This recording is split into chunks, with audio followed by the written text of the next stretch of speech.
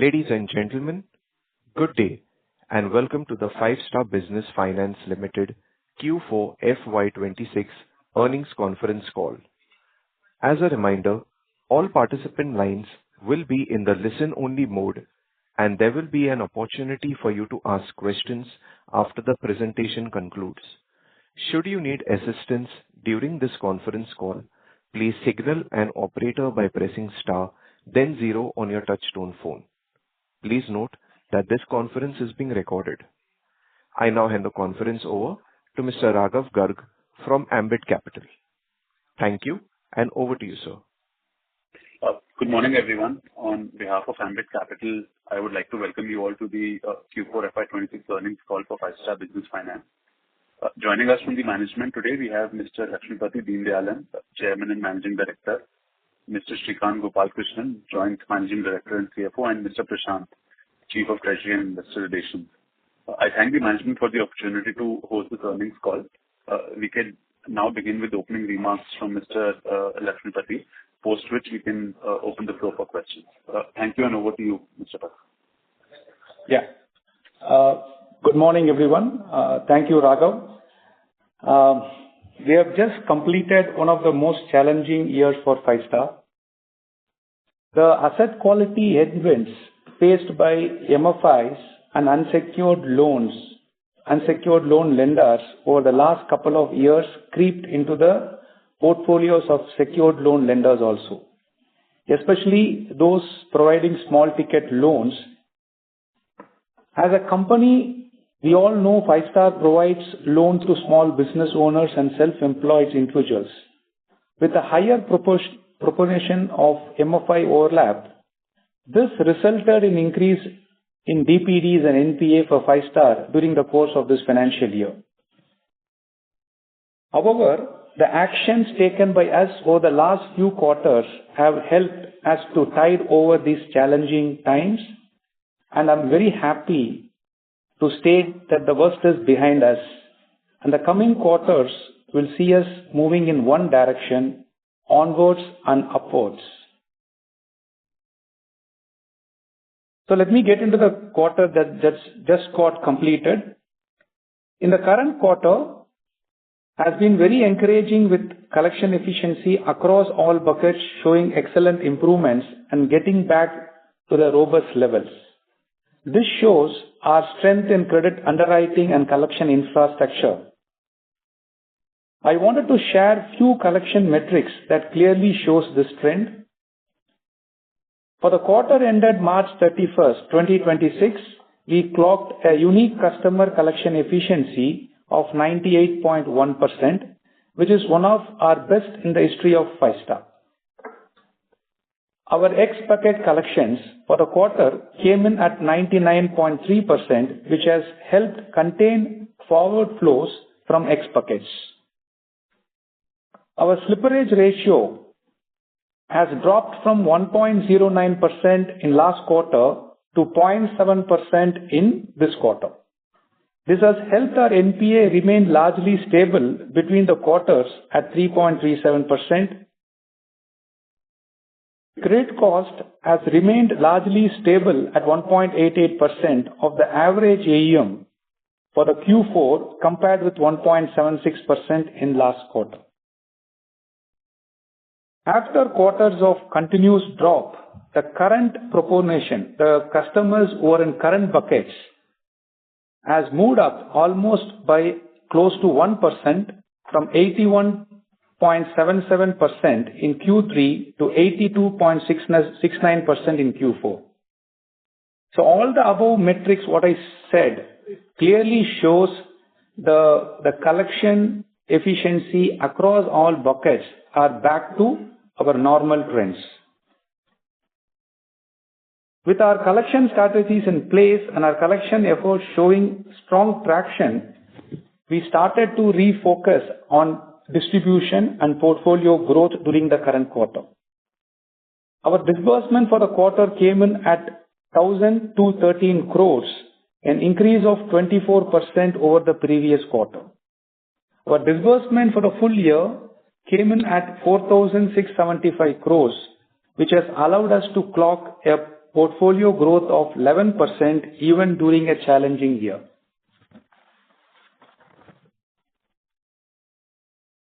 During the quarter ended March 31st, 2026, we availed the incremental debt of 928 crores at an all-inclusive cost of 8.53%. We raised 100 million from Asian Development Bank, ADB, one of the largest development financial institutions across the globe during this quarter, which is a reinforcement of lenders' belief in FIVESTAR. While the all-inclusive cost was slightly higher than the previous quarter, it was primarily on account of higher hedging cost we have to pay on this transaction. Our cost of funds for the quarter dropped from 9.12% in Q3 to 8.95% in Q4. And for the full year, we saw a drop in our cost of fund from 9.64% in last year to 9.21% this year. For the quarter, we achieved a PAT of 269 crores, while this is 3% lower as compared to the previous quarter on account of higher personnel expense. I want to reinforce the fact over PAT. For the full year, we grew even in such a challenging year by 2%. And we clocked a full year PAT of 1,099 crores. Our return on average AEM and return on equity for the financial year 2026 remains healthy at 8.68% and 16% respectively. I also want to touch upon another aspect that has created a bit of overhang on us during this year. There was a senior management exit during this year, but I want to clearly lay down the fact this has no impact on our performance. As can be seen from our results, this is a testimony to the strength and depth of our team, both at the management and the branches level. We have built a team that has never been and will never be dependent on one or few individuals. It may sound glitched, but men may come and men may go, but we go forever. Now, as we step into a new financial year, we are geared up to get back on the track of growth and well poised to achieve a AUM growth of around 20% for the financial year 2027.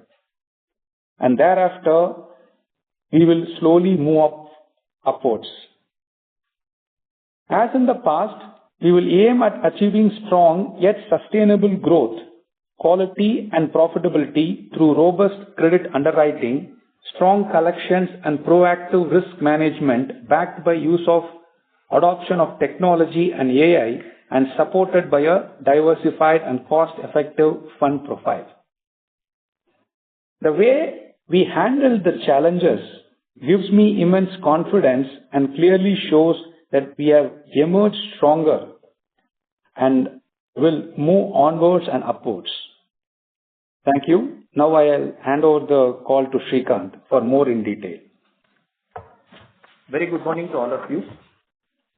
As Mr. Pati has highlighted, I think this has been a quarter which has reinforced our confidence in the business model and the execution capability of FIVESTAR. And we're very hopeful and confident that each of you on the call and the investors will also feel reinforced with the kind of results that we have been able to demonstrate in this quarter.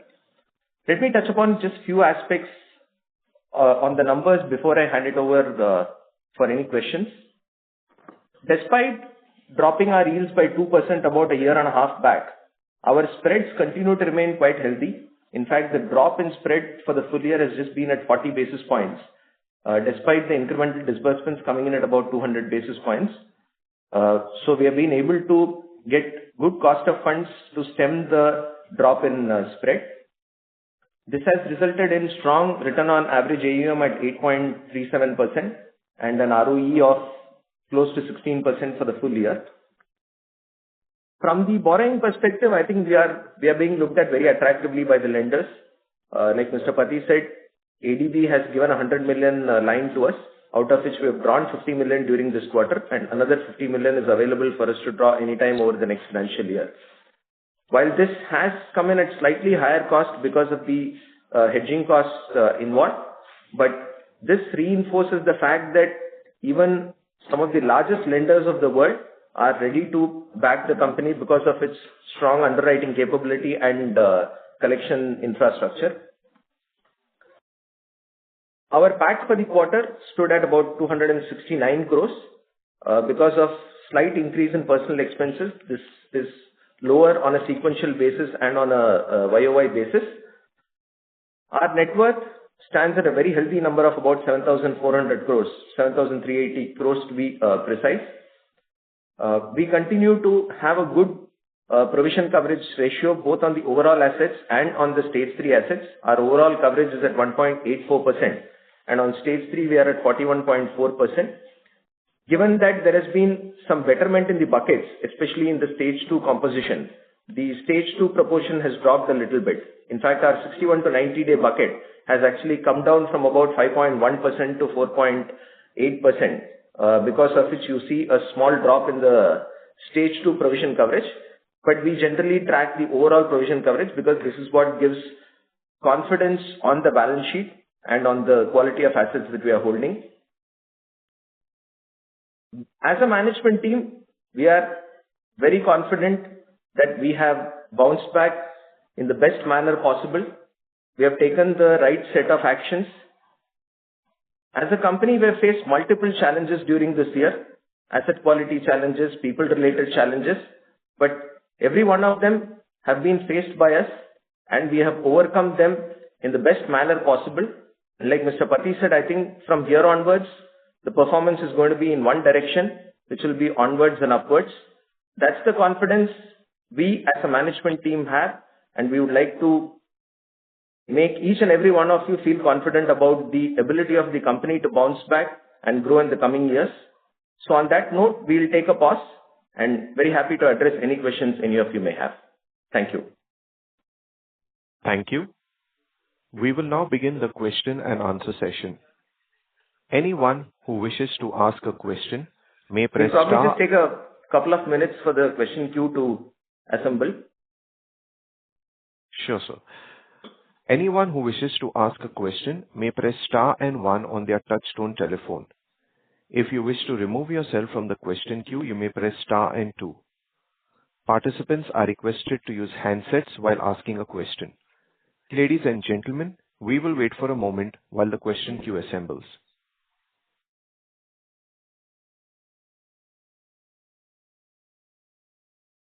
Our first question comes from the line of Renish from ICICI. Please go ahead. Yeah, hi sir, and congrats on a good set of numbers. So just two things. One, on this asset quality metric. So just wanted to know how April is trending, in terms of collection and flows. And also if you can give some insight on disbursement run rate in April as well. Renish, April is a seasonally weak quarter, but given that we are coming off a year when we had some challenges, we don't expect material deterioration to happen in April. But at the same time, given that it's a seasonally weak quarter, we also don't expect material improvements to come through. So far, April is trending quite well. I think we are largely in line with a typical April month, both in collections across various buckets. And our belief is that I think this quarter also should be fairly good from an asset quality perspective. Disbursements are looking up. In fact, one of the things that we have done, and we had also highlighted this in the commentary in the presentation and in the exchange release, the split between business and collections is fully operational from the 1st of April. And we expect that this will pave way for a strong disbursement to come in. It's early days, obviously. People are just getting acclimatized to doing different things. But things are looking good. We are getting, strong lead indicators. And we believe that even in this quarter, we should be able to show a good disbursement growth. And so far, the way the April is trending is giving us that belief that this quarter should be good, both in terms of disbursement and asset quality. Got it.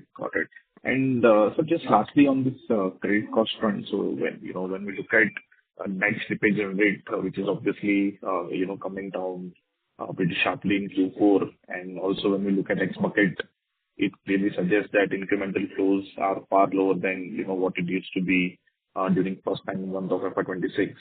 So if this trend has to sustain, what kind of a credit cost we are building in for 27? Renish, I think for FY27, see, if you look at it, the trajectory of credit cost has been marginally going up over the last 4 quarters. For Q4, we ended with about 1.88% on average AUM, which is the number from where we will start showing an improvement. Definitely, there will be an improvement. At this point of time, we will probably be guiding you for a credit cost of 1.7 to 1.75% for the next financial year. Depending on how the buckets trend over the year, this could look better from here, but our guidance will be about 1.7 to 1.75%. Got it. And just to follow up on that, so I'm sure because we are coming out from a sort of prolonged trade cycle, and from peak obviously it will improve in 27. But what kind of a steady state credit cost one should build in the segment where you operate, and also keeping in mind we are sort of pivoting towards better rated customers in terms of ticket size. So how should one should think about the steady state credit cost let us say from 3 to 5 year perspective? So Renish, I think FY27 we gave you the numbers. 28 to 30, obviously with buckets getting better, the credit cost will trend better. So we are probably looking at anywhere between 1.5 to 1.6% of credit cost as a steady state number. I think we are confident about that. Like you rightly said, collections are getting better. The focus on slippages are a lot higher today. And, to some extent, we are also moving to slightly better quality customers. So maybe 1.5 to 1.6 would be the steady state cost for the next couple of years. Got it. This is very helpful, sir. Thank you and best of luck. Thanks, Renish. Thank you. The next question comes from the line of Abhijit Tibrewal from Motilal Oswal. Please go ahead. Yeah, good morning, sir. Thank you for taking my question. Abhijit, your voice is quite low. Is it better now, sir? Yes. Sir, thank you for taking my question. The first question I had is just a follow-up on what you just answered to Renish, that steady state credit costs could be 1.5 to 1.6%. So, sir, if you could help us understand what has really changed in the last 1 year since this asset quality stress that we started seeing in the lower ticket lab. Basically, what I'm trying to understand is, going forward, we are saying that the overlap with MFI customers will gradually become lower. We are moving to higher ticket sizes. You just mentioned we are moving to a better customer segment. So versus the credit cost at which we used to operate earlier, and now steady state credit costs of 1.5, 1.6. So what has changed? I mean, earlier credit costs used to be, let's say, 70, 80 basis points. Now we are looking at 1.5 to 1.6. So what has changed in the environment? Vijit, I think the earlier guidance that we gave was based on total assets, which was about 0.8 to 1%. If you just convert into an AUM, that will probably read more like a 1.3 to 1.35%. From where we are actually moving to 1.5 to 1.6. See, what has changed is, I think, our understanding of the environment, our understanding of this customer segment and the skews that they'll probably go through, and the necessity to be a lot more consistent in our approach towards the credit cost build-up is what we are saying. We will probably be, operating at slightly elevated credit cost than what we have been handling. Because see, there are also macroeconomic events which are happening. There are other issues or stress that keeps cropping up, and at that point of time, if you are looking at a much lower credit cost, then you are actually putting a lot of pressure on the field force, and especially with our focus on growth also, we need to maintain a good balance between the right growth number and the right credit cost. which is where we believe that I think 1.5 to 1.6 will be a comfortable number to achieve the stated growth objectives, and we want to operate at those levels. Got it. Got it, sir. So the second question I had was around basically, in every earnings call, right? We've been asking this, that are there any disruptions that we are seeing today on the ground? While most of them have acknowledged that there is nothing in April, which is very different or very alarming from March. And I think you also alluded to, when you answered the previous participant, that April is seasonally weak. There is some deterioration that typically happens in April, but business is picking up. So just trying to understand, given that we cater to a self-employed segment, which is often perceived as a little more vulnerable compared to other customers, but is your reading today that they have not been impacted as yet, and they'll kind of continue to pay for some more time, basically their EMIs? Or do you think that maybe in the coming months there is a need to monitor this segment, the collections, and as things shape up, right, and the impact of the West Vijay, I'm presuming you are alluding to, the macroeconomic, the geopolitical scenario, right? Yes, sir. That's exactly what I'm alluding to. Anyway, I don't think that has had any major impact like what others have been highlighting. I think we are also not seeing any major impact of that. In fact, we did look at some parts of the portfolio which could potentially be impacted, like those small eateries and NRI remittances and all that. The proportion of that portfolio is firstly extremely small for us, sub 1%. And even on that, we are not seeing any alarm signals at this point of time. The repayments are coming in, in line with the other portfolio. So at this point of time, we are also of the belief that we have not seen or not unlikely to see any material impact of the geopolitical scenario.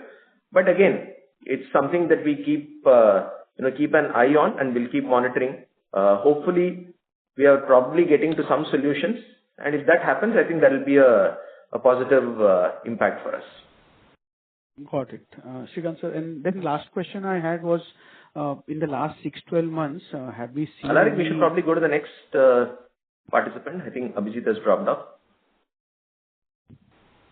So Abhijit is connected.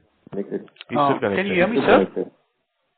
Yeah, now I can hear you. Did you hear an answer? Sir, I heard you. Maybe there's some problem with the line. I heard your answer. And then the last question that I had was, in the last 6 to 12 months, have we seen... Alaric, let's just move on. We'll probably take it offline with Abhijit. Sure, sir. The next question comes from the line of Suraj Das from Sundaram Mutual Fund. Please go ahead. Yeah, hi, sir. Thanks for the opportunity, sir. One question on ROA. I mean, how do you see the ROA panning out from here on?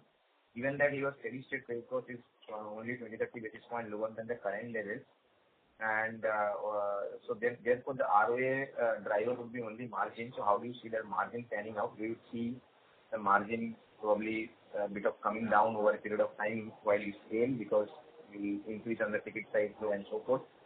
And hence probably ROA could be here only at the current level of the fourth quarter, or how do you see ROA? That is the only one question.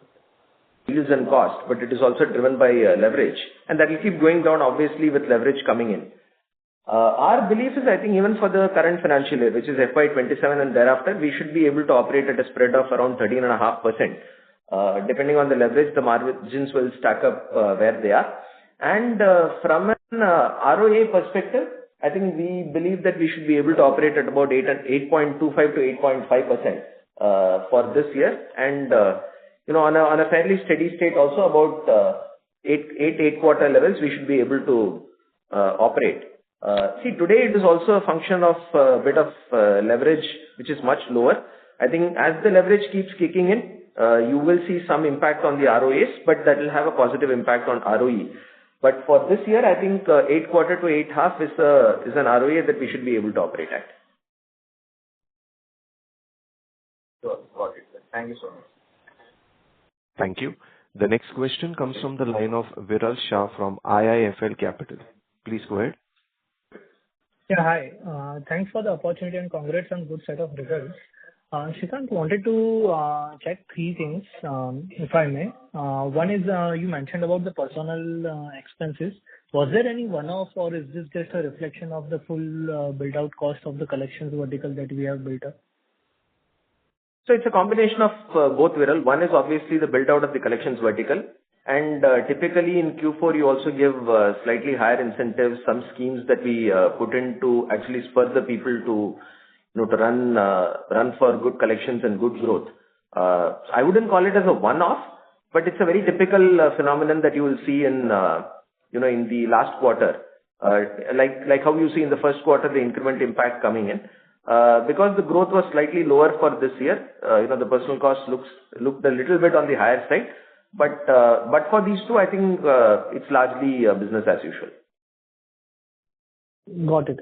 And Shrikant, Mr. Pati mentioned about the growth of 20% for next year on AEM basis. I understand there is some element of arithmetic behind that, given the book tenors of it.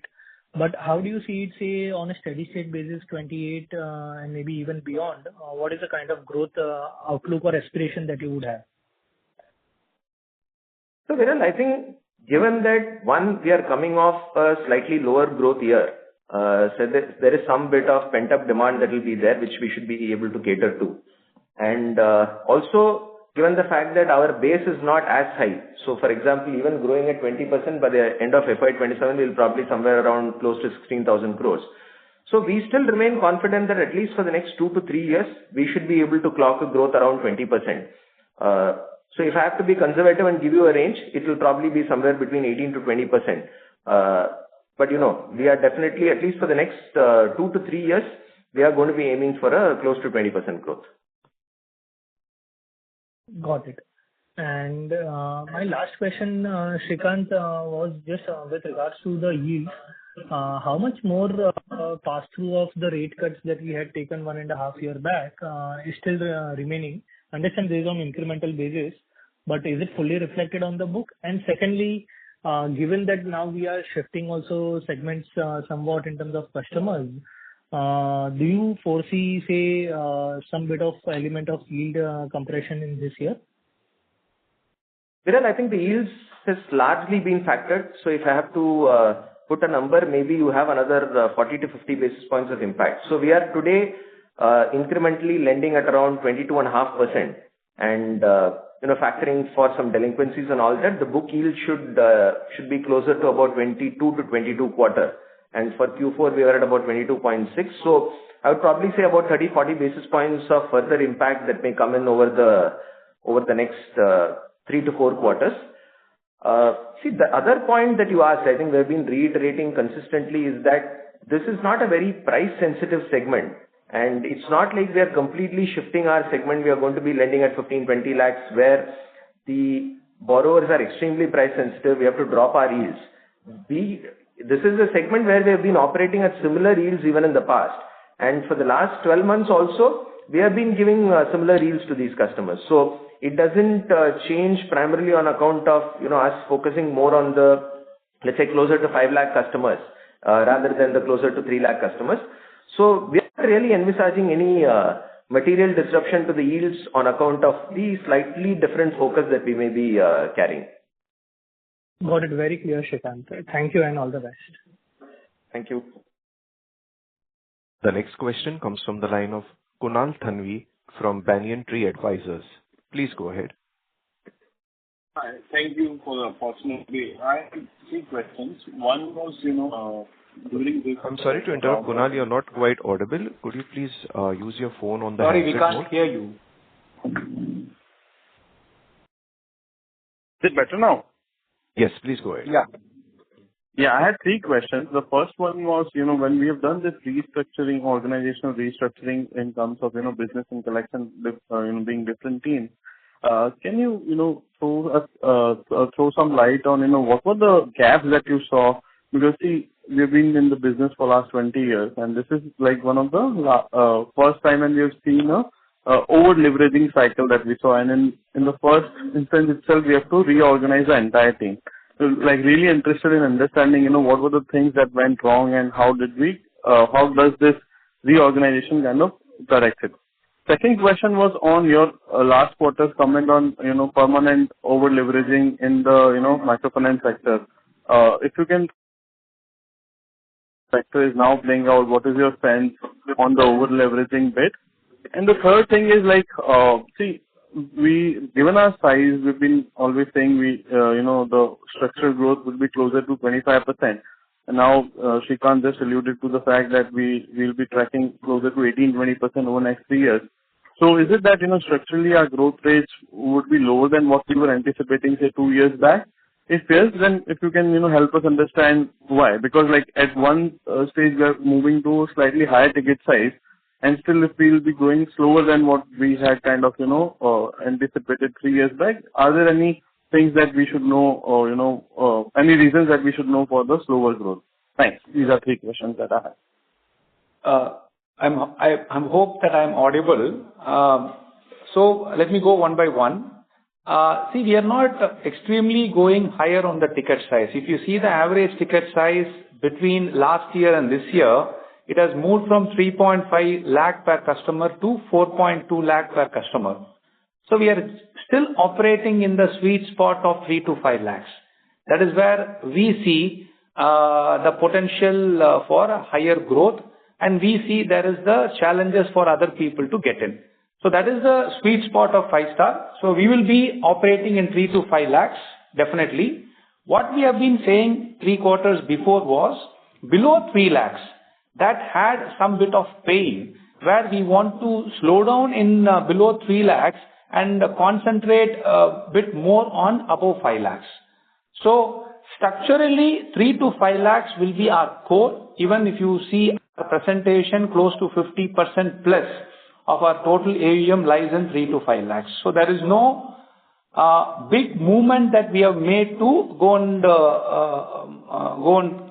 get into the bigger ticket size customers. So we remain in the range bound of 3 to 5. That's our sweet spot forever, and we remain there, stronger. On what happened last year on the structural problem, there was no structural problems at all. As we have been seeing, the problem has come from over leverage caused by unsecured and microfinance lenders that has also peeped into the secured lenders like 5-star. So first it started as a over leverage issues, then it translated into behavioral issues. That is where 5-star was addressing the behavioral issues of our customers in last 3 to 6 months.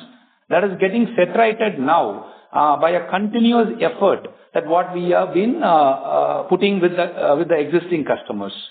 So structurally, if you want to say what is the improvement that we have done is, earlier the business and collections was together. Now the business verticals and collection vertical has been separated since from April 1st, fully functional.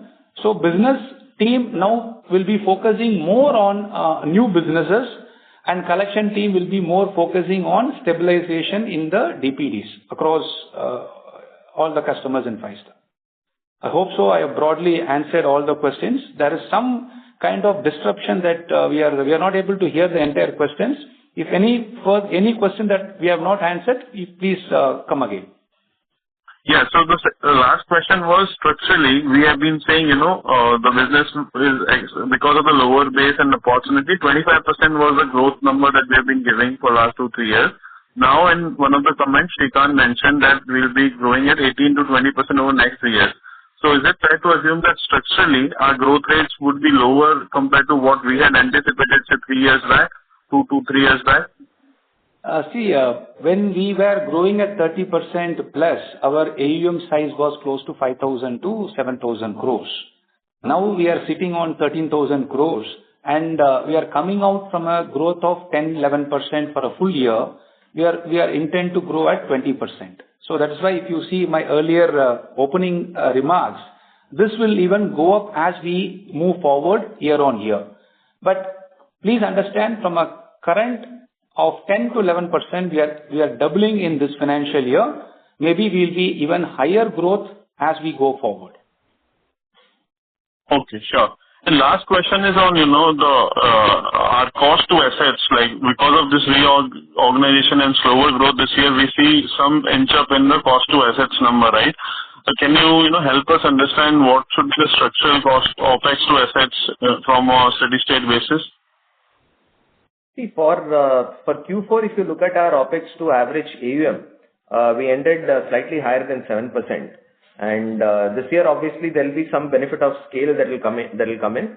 But we have also made some investments in the collections vertical, and there are also with competition, people getting into this segment. It is also important for us to retain the right set of people by giving slightly higher costs. So our sense is, I think it will largely remain around the 7 to 7.25% levels and not show any big decline during the year despite the 20% growth that we'll achieve. Okay, perfect. Thank you so much and all the very best. Thank you. Thank you. The next question comes from the line of Yuval Aya from Nuvama Institutional Equities. Please go ahead. Hi, sir. Thanks for taking my question. My first question was on our AUM outlook for the next year. So, from the current year, if we want to, I understand that there's a low base and therefore we are confident of achieving the 20% growth. But if we look at disbursements, sir, we've only improved our disbursements sequentially. Before that, we were declining our disbursements because of the stress that we saw on asset quality. Also, sir, we've seen the GNPA ratio increasing for the past several quarters.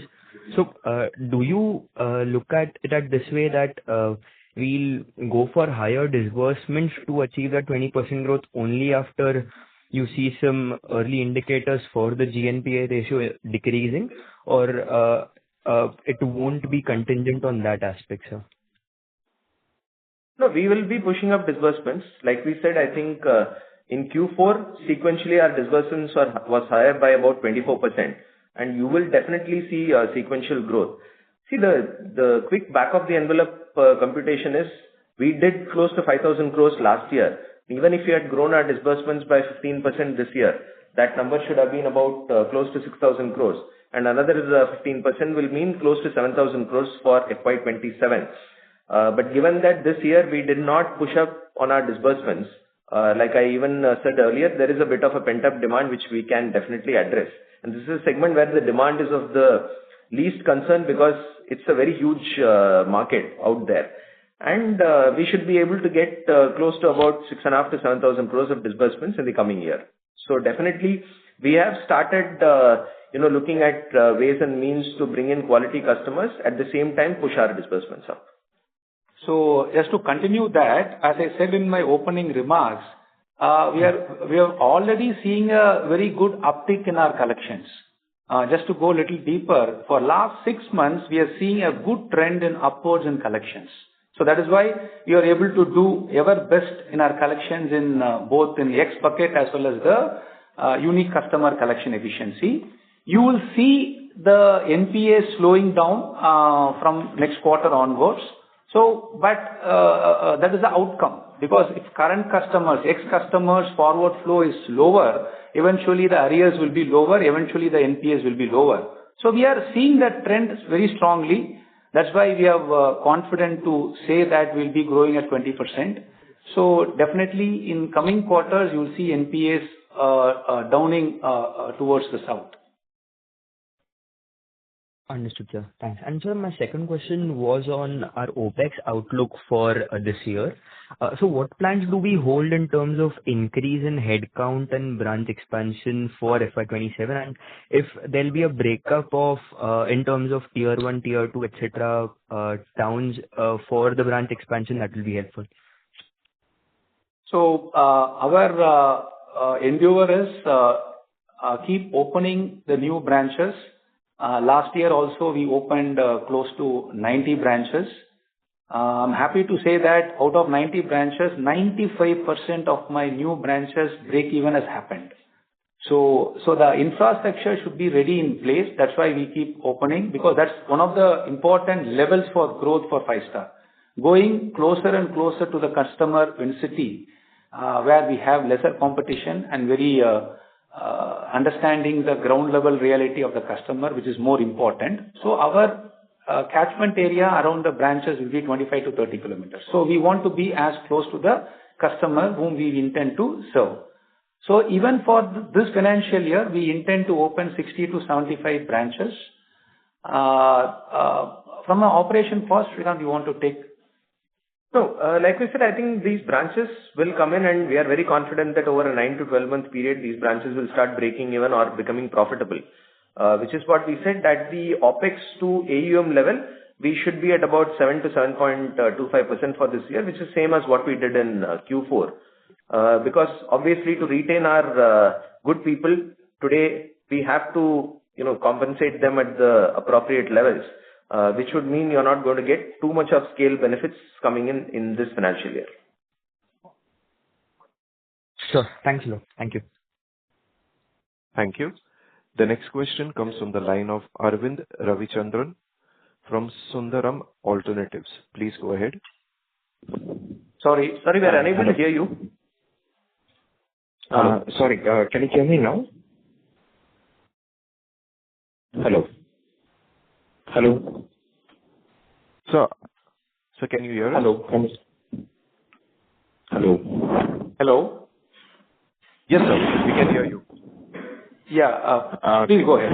Okay. Yeah, can you hear me, sir? This is Arvind. Yes. Yeah. Please, go on, thank you so much. Yeah. Thank you so much for the opportunity, sir. Congratulations on the good set of numbers, especially on the asset quality side, especially on the early delinquency indicators. And you have mentioned, there will be subsequent improvement in NPAs and all. But my one question is on, we have built, so much capacity, especially in the last 2-3 years. They're telling, I understand 20% growth for FY27, but even beyond that, the capacity we built, and we continuously going to build, can I assume that the 20% growth for the medium term, let's say 28 or 29, would be on the conservative side rather than on the even the maximum could be maybe better than that, better than 20%, let's say 28 or 29. And similarly on the credit cost, if the steady state credit cost is going to be this way, should we relook at our pricing also? So Arvind, I think Mr. Pati did answer the first question. He very clearly said that for the medium term, we are definitely going to be looking at around 20% growth. So 20% is not the highest number that we are putting in. If we get more confidence, we are able to sustain this level of asset quality and credit cost, we can even look at growing slightly on the higher side. So 20% is a number that we are confident of achieving, and possibly we could see some upsides coming in the years. On the credit cost, right now we are guiding you for 1.5 to 1.6%. It is based on the profile of customers that we'll be onboarding during this year and thereafter.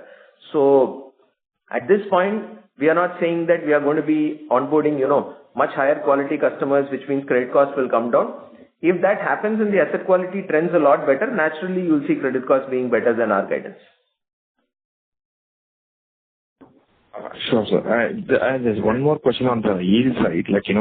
Considering our steady state credit cost itself, we are, looking at a slightly higher than what we had initially anticipated. Should we relook at our pricing also? Because, if a steady state credit cost is going to be high. At this point, Arvind, there is no necessity for us to relook at our pricing because we dropped our pricing by 200 bips about 1.5 years back. And if you really look at the pricing that is being given by lenders to this segment of borrowers, we would largely be on the lower end rather than on the higher end of the range. So at this point, there is no issue from a pricing perspective, and it is not like we are being slow on disbursements because of pricing. The slowdown in disbursements is a conscious call given the challenges that we faced. And we don't really envisage at this point of time for any pricing drop to happen, at least in FY27. Okay, but my question on the other side, should we relook at our pricing in terms of revising upwards? That's fine. Thank you. Sure. We'll keep evaluating it, but at this point of time, there is no proposal on the table to revise the pricing downwards or upwards. Understood. Thank you. Thank you. The next question comes from the line of Subhranshu Mishra from PhillipCapital. Please go ahead. Hi, good morning. Two or three questions. The first part is, of this disbursement that we have got in FY26, what proportion is coming from the top-up loans and what proportion is to repeat customers? Second is, what is the proportion of collections which is still cash collections? And third is, what has been the write-off in FY26? Thanks. So, Shubhranshu, I think the proportion of top-ups and repeats continue to be at the same level. What we used to tell you is about 10 to 15% of loans, are people who are running multiple loans with FiveStar. And you'll probably see similar levels from a disbursement side also, which is about 10 to 12% coming in through top-ups and repeats. On your second question, in terms of the cash collections, I think we had given this data. We are about 84% of collections that came in digital, in Q4 FY26. So 16% will be in cash. And this has been gradually moving up. If you look at over the last 1 year, we have moved this up from 80% to 84%. And if you look at the last 2 years, we have actually moved it from about 53% to 84%. Our intent is how close can we get to about 90%. But you will always have to handle some level of cash given the profile of borrowers that we are operating in. And what is the proportion of write-offs in 26? You're talking about Q4? No, the entire FY26. So FY26, our write-off would have been about close to 160 crores. I can give you the exact number later, but somewhere around 160 to 165 crores. Right. And just one follow-up. What is the proportion of repeat customers in the disbursement? 10 to 15% is top-up. How much is repeat? Subhranshu, we don't distinguish here. Top-up and repeat are pretty much, we track it as a same metric. So the 10 to 15% that we are putting is a combination of top-up and repeat. Right. Thank you so much. Thank you. The next question comes from the line of Rahul Kumar from Vakaria Fund. Please go ahead.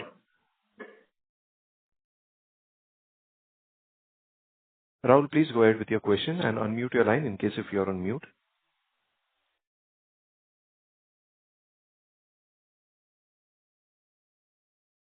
Since there is no response, we will move to the next participant.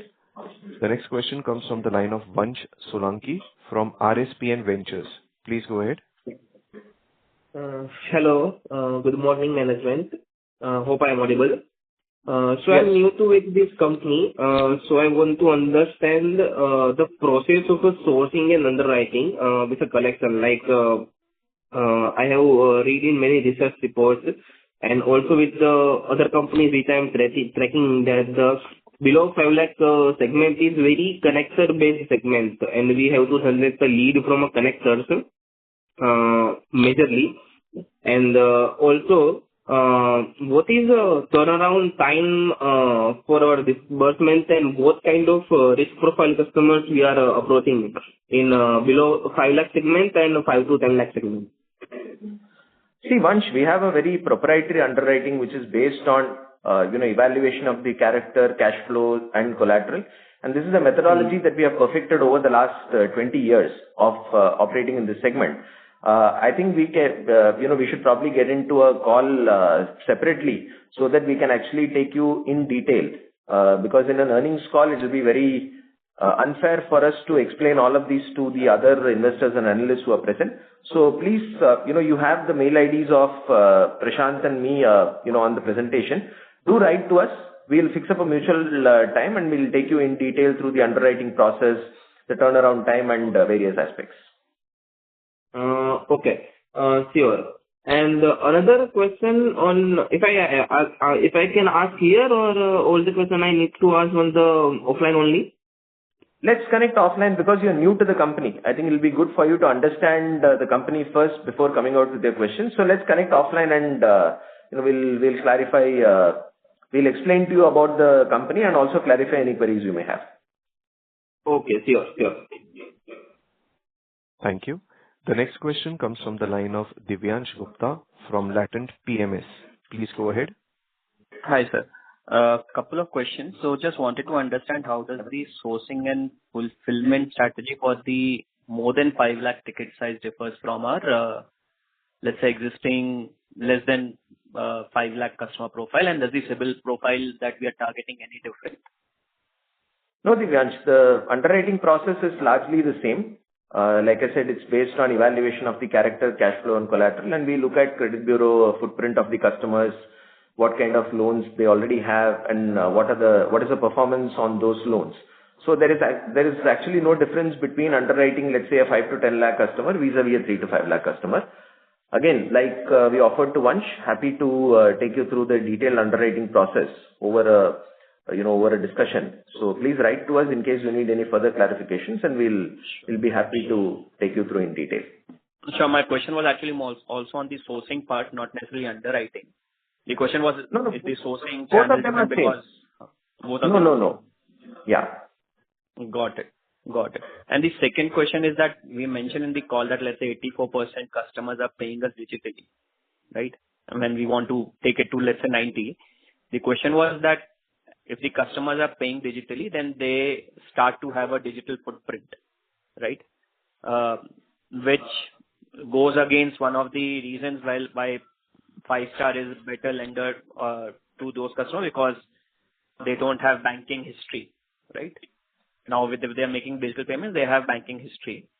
So does this lead to any, let's say, insight from any fintech or any player coming in and saying that, okay, now I have some banking data of these customers, I can also lend maybe a small personal loan. I'm not saying same ticket size or secured loan, but just the data availability, does it lead to any player coming in, anything that you have seen from your data? Definitely, whether FIVESTAR wishes or not, now more and more digital prints have been taken by people everywhere. So that is inevitable. But coming to the direct answer, yes, fintech can take up our customers, but you have to understand the need of our customers. See, the need of our customer is not 25,000 or 50,000 or less than a lakh. So our average ticket size today is around 4 lakhs.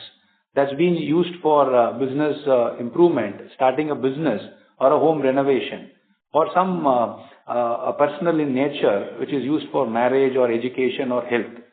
So first, the ticket size matters a lot when FIVESTAR comes into picture. Second is the tenure. The fintechs can operate close to 6 to 12 months, whereas we can operate at 7 years period. So the EMI becomes more thinner when they come to FIVESTAR rather than going into fintech. So we never saw fintech as our competitors ever since we have been saying, because they operate for a different working capital in nature, whereas FIVESTAR's loans are morely into business constructing a purpose. So the end use is completely different. They may be giving a competition to the gold loans who are also in the similar ticket size and similar tenure, but not the loans like secured lenders like FIVESTAR, where our loans are close to 4 to 5 and tenures are close to 7 years. Got it. And just one data question. In the deck, we have the split of AUM that we give by cities, right? From, let's say, last quarter, it was around 1%. Now it is showing us 2%. So just a data roundup, or we are, let's say, putting in more effort to source higher ticket size from tier 1 and 2 cities? Because within a quarter, it has optically showing a doubling of AUM. I think in Maharashtra, we have started our operations, right? Maharashtra looks very promising state. So we are moving our branch network from close to 40 to 70, 80 branches in Maharashtra. So when we enter into Maharashtra, we put branches in tier 1 and tier 2. Nasik will have a branches, Pune will have a branch, and Aurangabad will have a branch. So those branches is being shown in tier 1 and 2, so that you see a little uptick in the percentage. Got it. And just last question. In the last year, we had opened 96 branches, and let's say that was a tough period for us from a lending perspective. Now, assuming that the current collection trends hold or improve, we have mentioned that we are looking to open only 60 to 75 branches. Shouldn't we be getting more aggressive in launching more branches? Why slow it down? No, I think predominantly in last 3 years, our split branch mechanism and new branch mechanism has worked out very well. So in Tamil Nadu, Telangana, AP, where the major chunk of branches were put in last 3 years, have given us a right foundation and infrastructure right in place when we want to double our growth comparing to last year. So we think this financial year we'll take a little smaller number and run with 60 to 75 branches. If promising things that we see from newer states like MH, Rajasthan, Gujarat, UP, Chhattisgarh, definitely we will also increase the number of counts in those locations. Got it. Understood. Thank you for your answers. All the best. Thank you. The next question comes from the line of Chandrasekhar Sridhar from Fidelity International. Please go ahead. Hi, good morning. I had a few questions. One, if you see the composition of the growth, a large chunk of the growth has come from the non-South markets in the last this year on the AUM. Just maybe you can some geographical sense around different markets. I mean, AP has been notably weaker this year. Anything around that? That's my first question. Second, you had briefly sometime in the middle of last year said that you look at affordable housing or getting into vehicles. I mean, where does that fit into your scheme of things at this point in time, maybe over the next 1 to 2 years? Third question, to get to about 20% AUM growth, we need about 6,200, 6,300 crores of disbursements, which means that we need to sort of step up to 1,500 crores in the first quarter itself, where typically it's weak. So how do you just think of that? Fourth, just how much more is left in terms of cost of funds to drop? Obviously, this quarter, a lot of the borrowing happened via ECB, so the incremental borrowing was largely ECB, so that's why we didn't see that. But just any more medium-term sense on how much more cost of fund can drop. And then the very last question is that asset quality is beginning to improve, but you're still holding on to somewhat similar credit cost level. Is this because we're trying to sort of up the coverage, on some of the lower stages? I mean, the background also has been that RBI has now prescribed a minimum floor of even of 5% on stage 2 for banks, and our stage 2 coverage is lower than what the RBI prescription itself is. Thank you. Yeah, Chandra, good morning. Many questions at one go. So last two questions on disbursement and quality, I'll ask Srikanth to answer it. Going from the first question, yes, last year, definitely the non-South growth was going up. As I rightly said, in Maharashtra, Rajasthan, Gujarat and Chhattisgarh and UP, the branches were put in. Our portion of South to non-South, close to 85% of our AUM, or even much higher, will be in South, where this over-leverage problem started to creep in. So we had a hold on that very tightly for the first 2 quarters, for the June and September. So we put our muted growth there and started to focus more on collections, as we've been talking for last 12 months. But having said that, this financial year, you see all the big states coming back in a big way. That's how we see Tamil Nadu, Andhra, Telangana, and of course, to some extent, Karnataka also, because the collections are stabilizing there. Ex-bucket collections in Karnataka also showed 99% in the last quarter. So for the financial year 27, it will be the growth of South for us, which will predominantly give us that 20% or even little more than that what we anticipate for the full year from South. On the second question, products. On the products, yes, we have been introduced affordable housing in some of the locations, but our focus was mainly to get back the micro lab product back to its original growth. So that was our first option, because the yields are good, the returns are good, and the runway is great there. So we will see micro lab, the sweet spot of 3 to 5 lakhs in 5-star, kicking back in a big way in this financial year. And slowly we'll be getting into the affordable housing product where we want our sweet spot to be around 7 to 8 lakhs. Next 2 years, we may see even one more product getting added. That may be, we can call it out a little later. On the asset quality and disbursement, you're right, 1,400 to 1,500 crores of disbursement has to happen. Yes, Srikanth?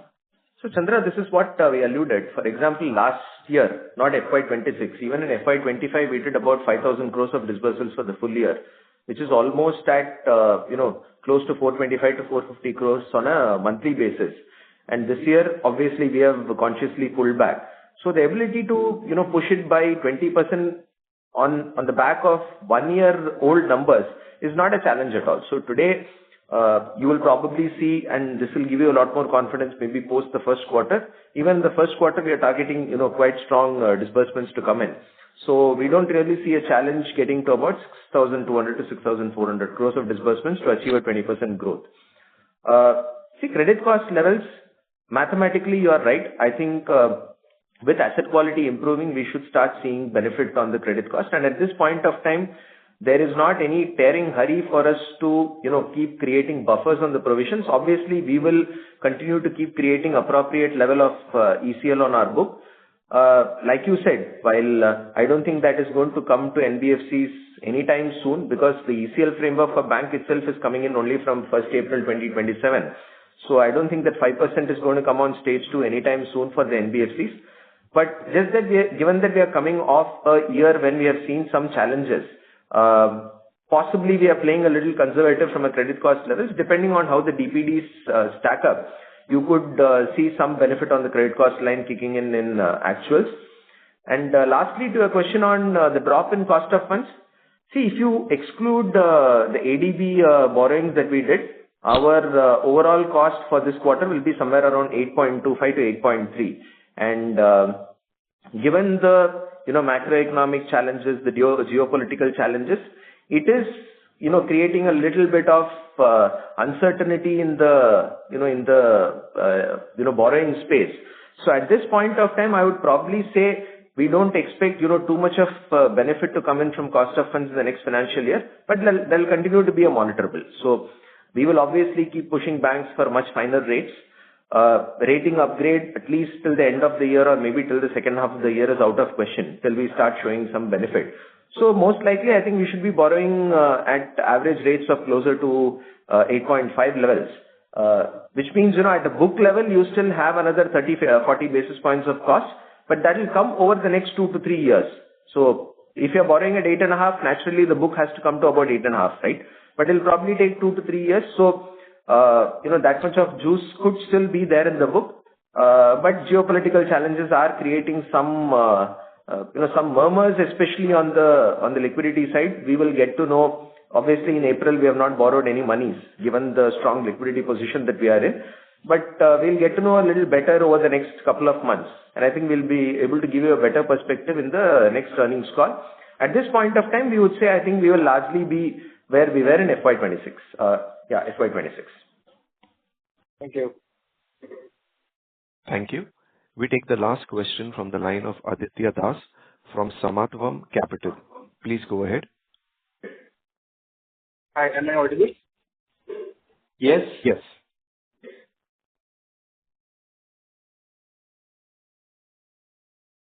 Please go ahead with your question.